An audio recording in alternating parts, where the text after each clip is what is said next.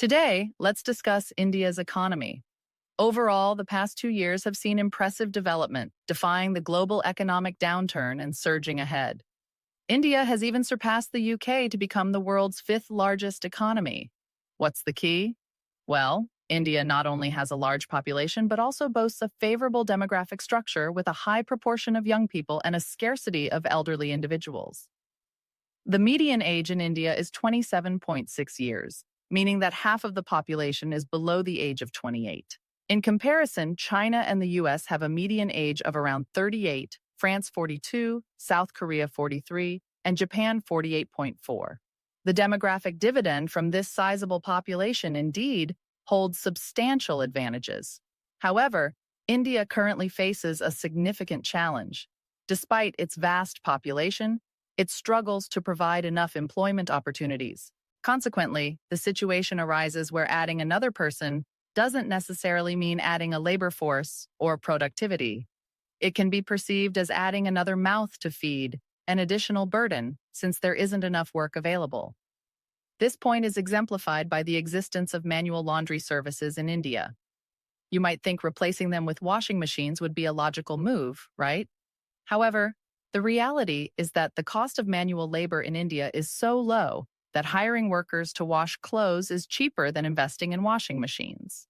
This phenomenon highlights that these individuals are willing to accept very low wages for laundry work, as they have few better job prospects. Now let's take a closer look at the issues in India's economy, why it struggles to create sufficient employment opportunities. Firstly, India's economic structure poses a challenge. It's not that there aren't enough jobs available. Positions like laundry work do exist. The problem is the scarcity of high-quality or high-productivity jobs. When examining the economy, we can broadly categorize it into agriculture, industry, and services. During the early colonial period, India was primarily agrarian. After gaining independence, the government aimed to promote industrialization, but it ended up monopolizing key industries, which hindered competition and resulted in lackluster industrial growth.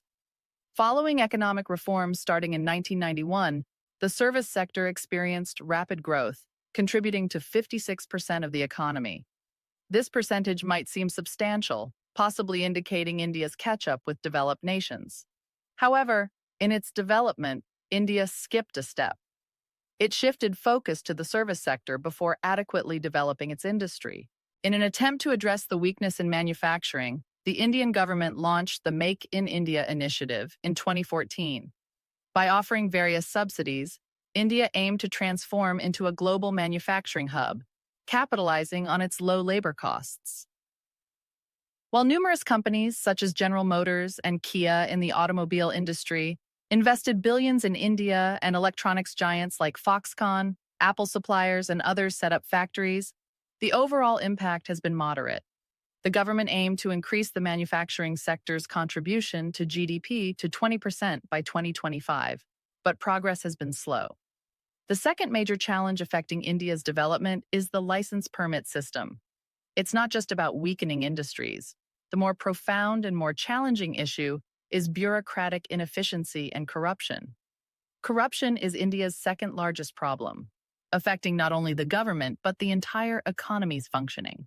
In India, whether it's a child going to school, seeking medical care, or initiating a project, various levels of red tape need to be navigated.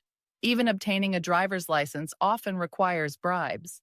Many rules, regulations, and laws are more for show than actual enforcement, emphasizing the importance of networking and connections to get things done. These bureaucratic constraints make it incredibly cumbersome to establish a legitimate business in India, fostering a significant underground economy.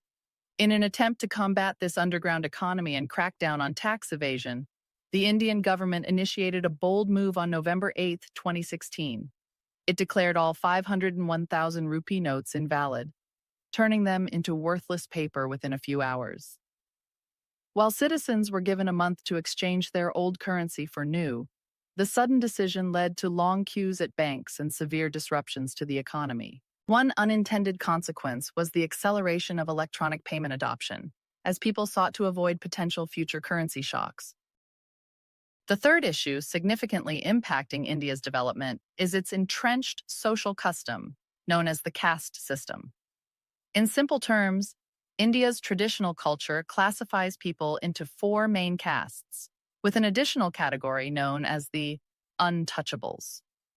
Each caste is assigned specific occupations. For example, the Brahmins are primarily priests, the Kshatriyas are warriors and rulers, while the untouchables are relegated to menial jobs like cleaning drains and streets. Marriages between different castes are often prohibited, and this system has existed for over 1,000 years, with its influence even written into the constitution during British colonial rule. While India officially abolished the caste system after gaining independence, its impact has persisted, making cross-caste friendships difficult and creating invisible barriers for job opportunities and marriage prospects. Presently, only 5% of marriages in India are intercaste, illustrating the significant influence of this system. From an economic standpoint, dividing a population into rigid categories and managing it that way undoubtedly affects efficiency. To mitigate these deep-rooted cultural influences, initiatives such as quotas in school admissions and hiring practices have been implemented to ensure representation of lower caste individuals. However, disparities in education and income levels persist. These three challenges contribute to India's struggle in providing enough jobs for its rapidly growing population, leading to severe income inequality. India's per capita GDP is quite low, yet some citizens consistently rank among Asia's richest people list. In one city, you can find towering skyscrapers next to impoverished slums.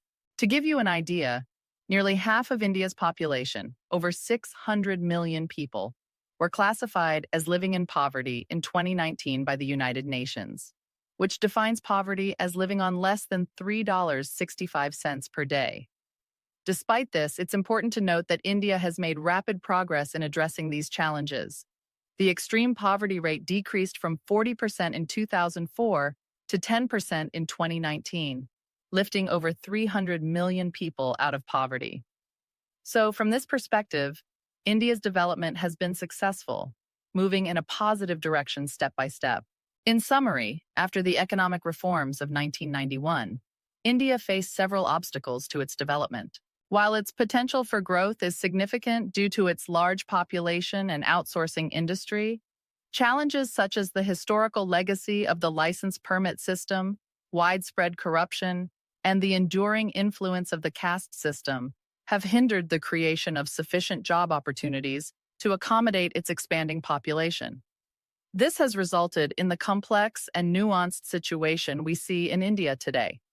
That is an economy growing at a rapid pace, yet with a significant portion of its population still struggling in poverty.